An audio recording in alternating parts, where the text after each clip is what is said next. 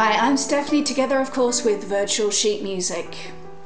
Now before you get too comfortable, I'd like you to put me on hold and look at the links that I've put below to be found in the written script of the video. In that way we'll be in sync for today's discussion. You can either watch the entire link or just a fraction, your choice, so put me on hold now. So you've watched the links and you'll have gleaned that today's discussion deals with the precocious talents of wee creatures who've only just recently got out of their nappies. In America, I believe you say diapers. Now, I don't know about you, but my first sensation when I see these tiny tots is uncomfortableness. Firstly, I have certain misgivings regarding the displaying of one's children anyway. It's a type of exhibition that for me conjures up the idea of the performing monkey, a creature who neither gives consent to said performance, nor in any case is capable of giving consent, as this requires knowledge-based discernment. And how much knowledge, critical thinking capacity does a 3-year-old have anyway? So ultimately, I find this type of display forced and frankly unchild-centered. So the next question is, what's the point of this type of performance exactly? Is it just for parental pride? Is it for all of us to enjoy the music of miniature human miracles? Is it for us at a collective level to admire and wonder at child geniuses? Well, regarding the latter points, we've got to be careful at using terms like miracle and genius anyway. These are terms that do seem to be overly used and glibly applied in this day and age, particularly as regards music. With genius being defined as extraordinary intellectual power, especially as manifested in creative activity, and that comes from Merriam-Webster. And without wishing to enter into a very complicated debate, so often riddled with personal, unobjective opinions, I think, at the very least, we've got to be very careful when assigning such descriptions, both to adults and children. Call me semantic.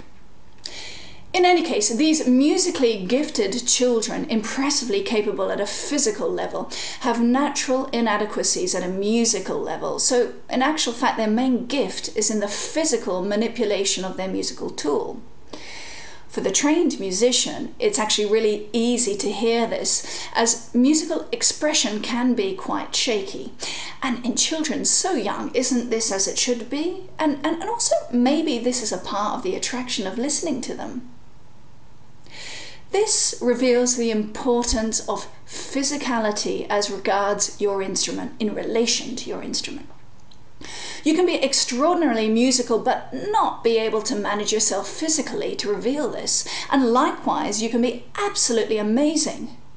And that's where the music starts and stops. Balance between these two factors, of course, is the key here, together with this idea of interpretation. And this belies a minimum amount of, no, not music history, although music history obviously has an important part to play, but life experience. Music should reveal the gamut of human conditions and emotions, life, death, tragedy, comedy, and everything in between. So one must have contact with this, even if only indirectly. So here the importance of education, life experience comes to the fore. For surely the more you know and understand about the world, the more emotion, thought you can put into your art, no matter what said art may be. So clearly children do have, and little children at that, have a natural disadvantage. Going back to the first point I made earlier of parental pride, isn't it natural that a parent would want to shout to the world the wondrous talents of his or her children? Look at Mozart's dad, for example, whose sergeant major treatment, at the expense of all else incidentally, of his children led to two enormously talented individuals, and not just in music. He was maybe something akin to the tiger mothers of today? Or is this approach toward one's children simply personal ego, the idea of producing something miraculous for the world to consume, something that directly reflects upon the genius parenting skills of the father, mother?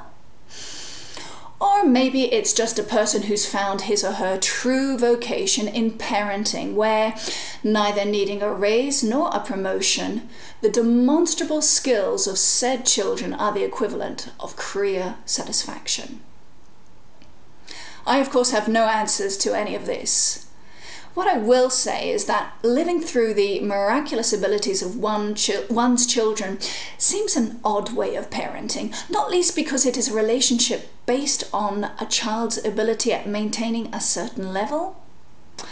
What happens to the parent-child relationship when the apparent gift becomes normality, or when achievement ceases to happen? A sense of failure in the child? A sense of failure in the parent who staked everything on this little individual? Who knows? What we do know is that children are gifts, but for them to be gifted requires enormous amounts of parental intervention and sheer hard work, both for the parent and for the child. For most of us, we can neither financially afford to consider this, nor would we want to anyway. After all, us adults are lifelong learners too. Denying absolutely everything in the name of our children would surely leave us ultimately damaged, and in turn compromise our abilities as parents both now and in the future. So what's your opinion on all of this? Have I missed out on some salient point? Am I a mother with no philosophy whatsoever when it comes to music education, or indeed education generally? Or are there points where we overlap? Please drop me your thoughts, comments and ideas here at VSM and help get the conversation cracking. Bye for now.